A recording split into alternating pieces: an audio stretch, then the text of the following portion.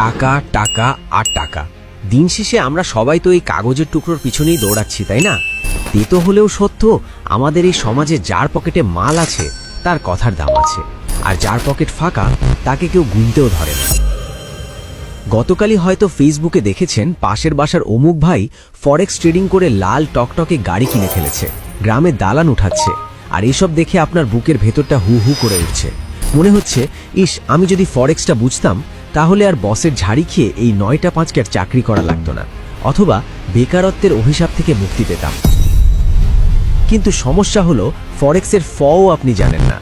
গত ভিডিওগুলোতে কমেন্ট বক্সে আপনারা রীতিমতো ঝড় তুলে দিয়েছেন, তাই আপনাদের চাপে পড়ে বাধ্য হলাম এই ভিডিওটা বানাতে।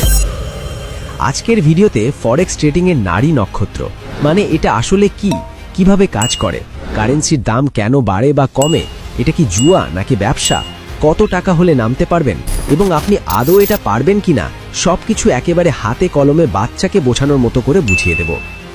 আর ভিডিওর একদম শেষে এমন একটা গোপন তথ্য ফাঁস করব যেটা ফরেক্স কোম্পানিগুলো কোনোদিনও চায় না আপনি জানুন, কারণ এটা জানলে তাদের ব্যবসার লাটে উঠতে পারে। তাই নিজের পারে কুড়াল মারতে না চাইলে ভিডিওর একটা সেকেন্ডও স্কিপ করবেন না। চলুন শুরু করা যাক।